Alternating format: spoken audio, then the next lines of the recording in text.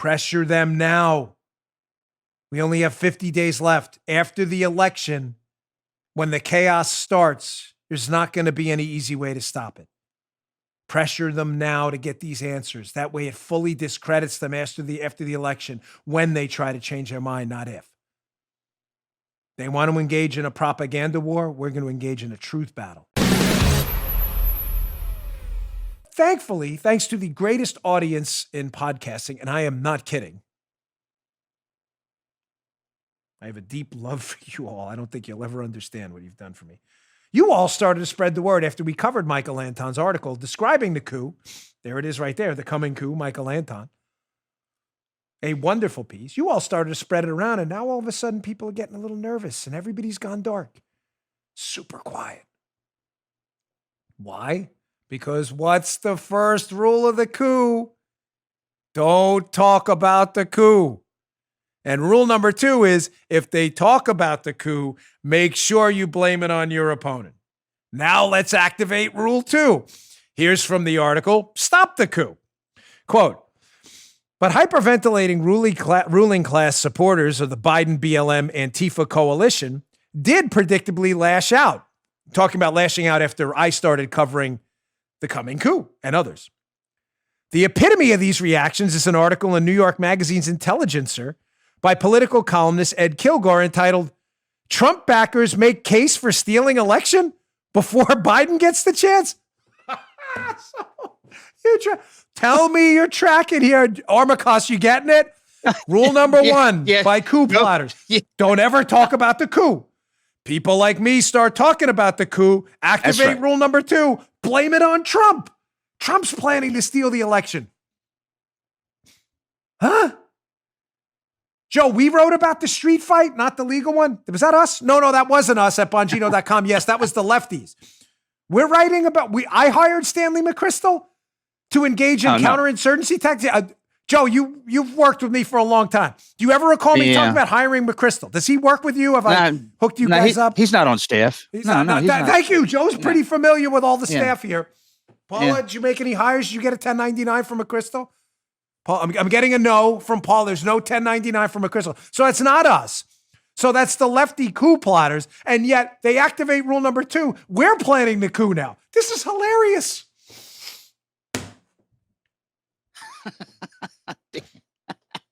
I got you, dude. It's our fault now.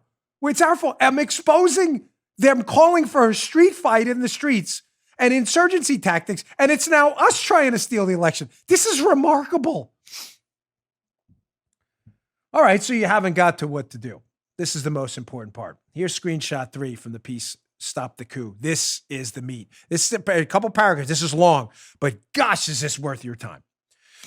So they're quoting another author, an Andy Bush, who writes in Sleepwalking into Secession. He writes this, quote, those who find the Podesta gambit, in which John Podesta, playing Biden, refused to concede his loss in the Transition Integrity Project war game, troubling, need to shine the brightest possible spotlight onto it. This is how we fight the coup. To the highest degree possible, listen, Joe Biden must be pressed as soon as possible to disavow this coup, whether in the form of pushing for appointment of alternative electors. He should disavow that immediately. The electors are the electors.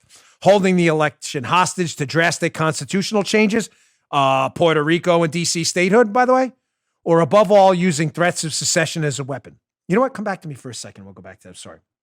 I know Paula doesn't like leaving screenshots up, and it gets this mind game. She's going to pull it down. She's going to keep it. So we're like this. We're always messing with each other. Yes. How do we stop it? I didn't do enough to explain this. Your Republican clubs, your conservative clubs, your libertarian clubs, every one of your legislators at the state and federal level, Congress, Senate, state reps, city council members, everyone. They should all be in on this. Emails, calls, everyone, your local Republican groups. What are we going to do post-election if we win? If you don't have a plan of action, then ladies and gentlemen, you are going to be subjected to this chaos, and that fog of war is going to take over, and everybody's got a plan, like Mike Tyson said, until you get punched in the face. But at least when you get over getting punched in the face, you can try to enact your plan. If you have nothing, you're just getting punched in the face.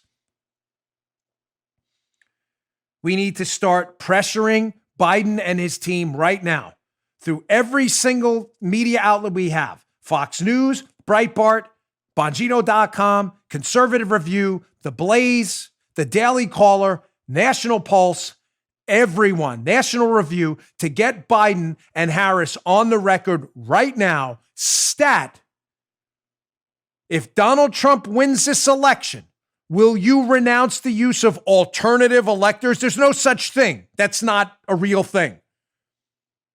Will you renounce any kind of hostage tactics? Like, we're not going to concede unless you make D.C. and Puerto Rico a state. We want you on the record now.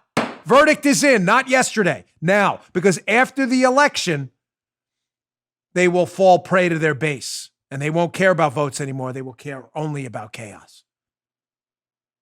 Get them on the record now. Now. That way these ideas are discredited right now. Back to the screenshot. Goes on, American Mind. Likewise, the actual governors central to Podesta's hypothetical strategy, this secession strategy to pull California away if Biden loses, by the way, that's what they're talking about. So we need to get these governors in California, Oregon, Washington, Wisconsin, Michigan, and North Carolina. They must be challenged on the record to pledge to reject that path of any kind of secession, alternative electors. There's no alternative electors. You win the popular vote in that state, you get the electors. That's it. Kamala Harris, as a Californian, must face the same questions. Yes. These are simple questions. Do you reject threats of secession to get your way electorally? Everyone taking notes? For our audio listeners, I'm going to read these questions again. Write them down. They're in the article. Write them. I'm not kidding. Please write these down. Get every Democrat on the record. 1, do you reject threats of secession to get your way in the election? And 2, will you pledge not to appoint electors contrary to the vote of the people of your state? Write them down. Memorize them. Write them down. Email all of your local officials, all of them. State reps, state senators, congressmen. Do you have an answer to this? What are you doing to make sure the answer to both these questions is no? There will not be alternative electors. We will not be seceding from the union. Get them on the record. Email them today. Write them down. The questions are in the piece in the show notes. It's called Stop the Coup, aptly titled.